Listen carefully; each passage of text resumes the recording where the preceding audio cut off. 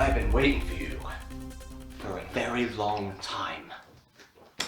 And I'm sure any of the viewers feel the same way. Alright, let's get ripped into this. Okay guys, you're gonna have to bear with me here, like it is really noisy outside. My neighbours are they're very inconsiderate people. But they are not gonna stop me from doing this review. Never!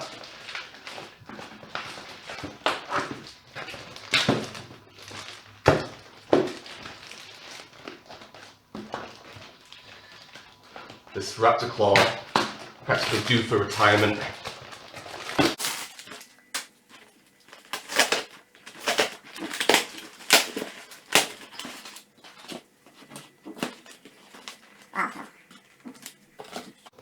It's neat little parcel. It's gonna be what, yeah, about 8 inches or something.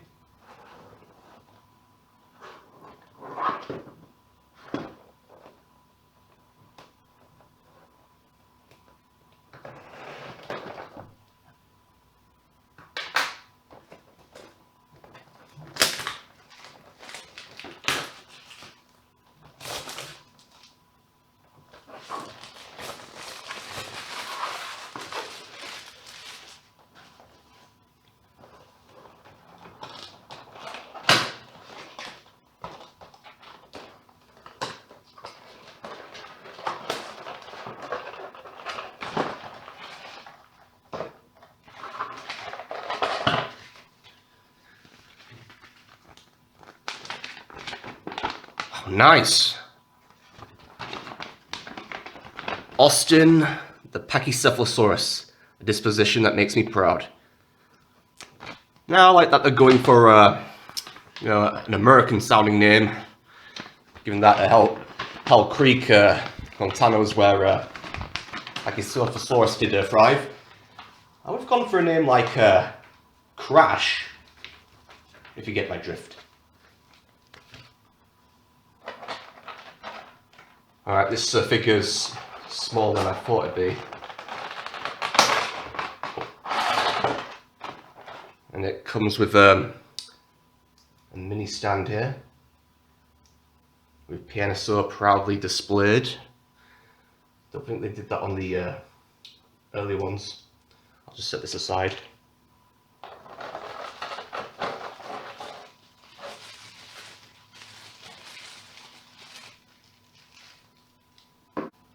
Alright, here we have one of the longest neglected essentials for the collection. And PNSO have included a Hell Creek Formation collection. Its latest member, the Pachycephalosaurus, meaning the thick-headed lizard. Pachycephalosaurid, or better known as a bonehead or headbanger, is one of them oddities of a specimen, regardless what family group of vertebrate it is. It's actually one of the last dinosaurs to evolve. That's its name. It's down to that domed crest. Right at the top there, lined with some bony spikes. Has a thickness of about 10 inches.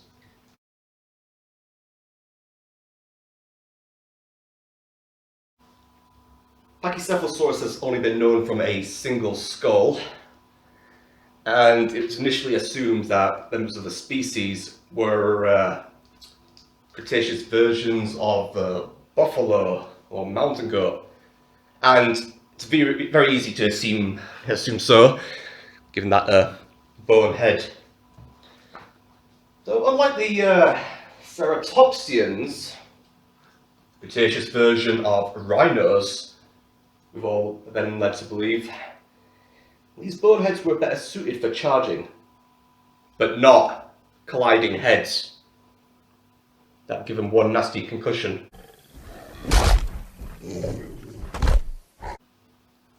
The shape of a Pachycephalosaurus skull is actually not suited for a direct head-on collision like you see with muskox and animals that do that today. They have relatively wide, flat areas around the skull, but no Pachycephalosaurus did not have that. I mean, if it was to do that right, it'd be like, let's say, take my knuckles here, the head of one and the other rivals colliding, they would slip off, and you'd be in for quite a bit of hurt there. Now, it's been suggested alternatively, now I agree with this, that they would have been more flank or neck butters. Like, kind of like giraffes. And also, Pachycephalosaurids, they did have pretty wide flanks, pretty strong legs. We could see that in specimens of more earlier relatives, which were better preserved, like Stegosaurus. Now, even though it's unlikely it would have engaged in any direct head-to-head combat, still though, head that thick, weighing about as much as what, like a bowling ball? I would not want to be foolish enough as a juvenile Tyrannosaur Dakotaraptor cornering one of these, and like a direct charge from one of these against soft tissue and organs, or like a rib cage. Oh wow, you're in for a world of pain. Perfect for absorbing impact. Recently, pathologies and lesions have been found on the crown of Pachycephalosaurus. This does indicate the dome crest being used in a physical way, though there are no air cushions within the skull to suggest direct contact, but it does support a flanking kind of behaviour.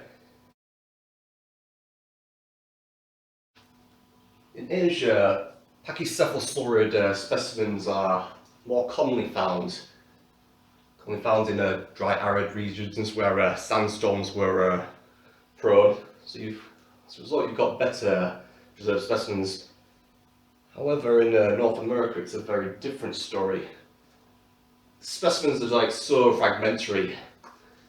This indicates that Pachycephalosaurids in America inhabited an entirely different environment. It's commonly found around the Rockies area. So it suggested like a highlands area where seasonal floods would have swept the carcasses down, they would have like broken apart. So final resting spot was not local, and also most commonly found remnants, if not the only ones, are the dome skulls. So you don't really have much to go on, unfortunately.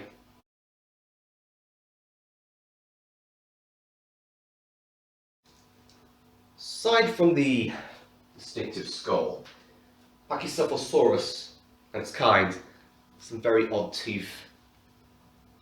Now, these are not like the batteries of teeth or the shearing kind you see in other herbivores that inhabited the area, like Triceratops and Edmontosaurus. These were like thin blades. They were abundant. Now, it's been suggested they were omnivorous. Now, I'm going to go with that theory. So, I had this idea that it was due to niche partitioning, and I can let my imagination run wild here. I would say that maybe their diets changed throughout growth stages.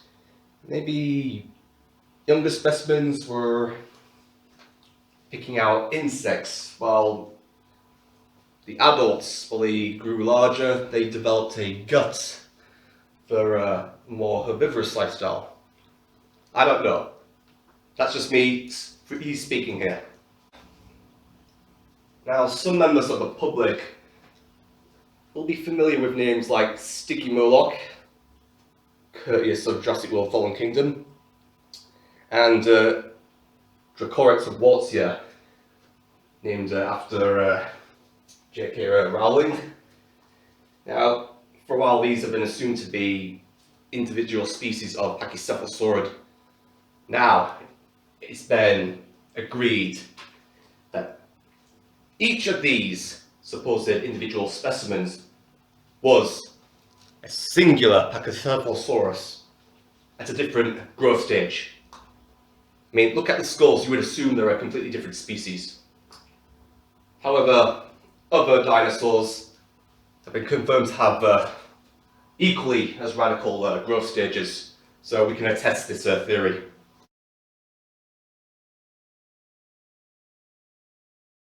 Okay. Now, to those who aren't dinosaur experts or are new to this, I'm going to point out a very curious fact here.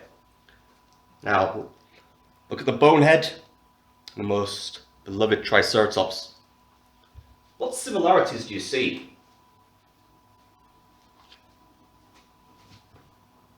A beak on both? And that'd be pretty much it. Well, here's something I'm going to tell you right now. They're actually related.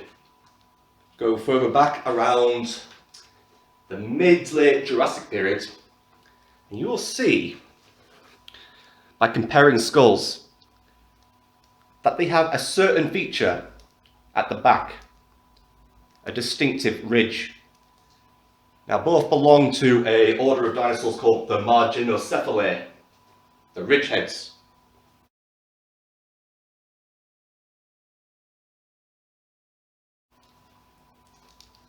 Both would have started out bipedal, though over time the skulls would have developed to accommodate a type of crest. The ceratopsians started out with horns and a frill. Then they would have gotten heavier as the head enlarged and turned to a quadruped lifestyle. The Pachycephalosaurus grew a shorter ridge at the back, a more gnarly rostrum to support a dome skull. And their arms got shorter. This is confirmed in related species.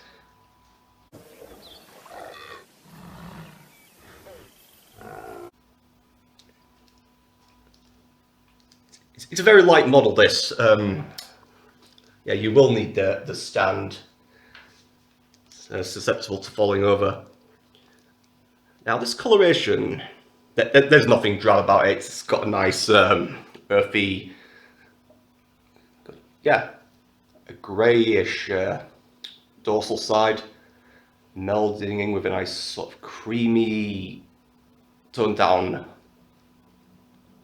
yeah, kind of cocoa shade. Yeah, sort of a sunrise sort of look to it. And yeah, kind of chalky underside. And yeah, the feet gives it that look like it's been trotting through mud or something, or wading in through a swamp region. I don't know, maybe waded through swamps to seek out an alternative source of plant matter or prey. It's possible. And that PNSO have not neglected the head here. That's the main feature.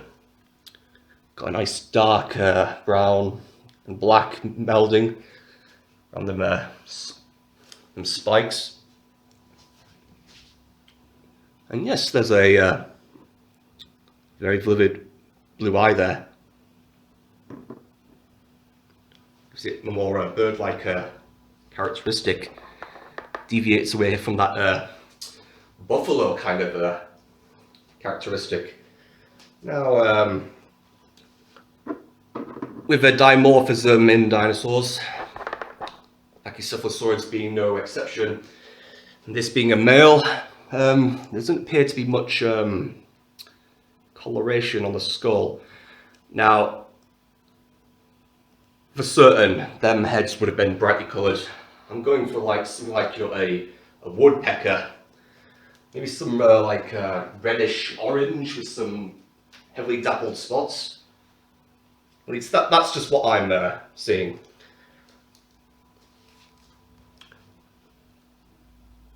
Working from just a skull and extrapolating from related species. Now, I really like this design. That posture does show an animal that can run. These strong, sturdy legs, nothing skinny about them, to support an animal that would engage in flanking. Although, if I was to design this model or do a sketch, I would actually include some scars and bruises around the flanks to indicate that. But one thing I'm gonna have to point out here is the tail. Now this tail is a good length, don't get me wrong. However, it looks skinny like a raptor's tail. And it doesn't concur with them strong legs like how am I gonna put it? Yeah, I mean, Hypsilophodontids, these were small ornithopods.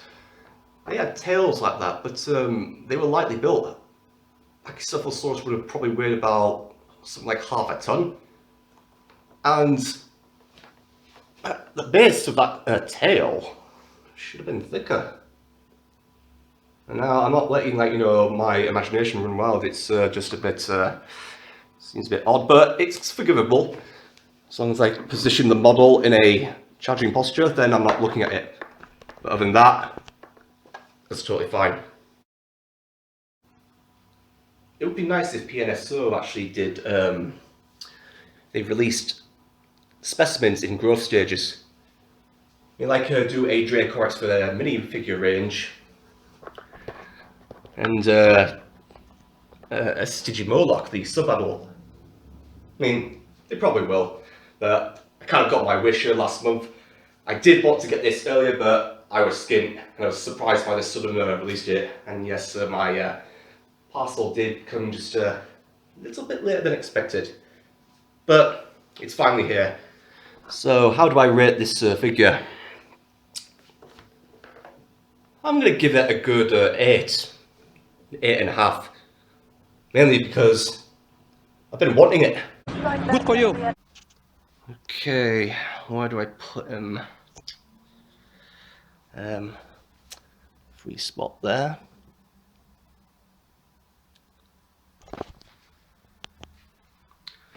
A content collection for now. Thanks again, guys, for watching. I really hope that was okay. I'm so proud to have one finally in the collection here. Alright, there won't be any reviews for a while, maybe around 2-3 weeks, but they should be getting a specimen in that I really do need to get hold of. I thought it would have come out the other day, but no, turns out that's been delayed.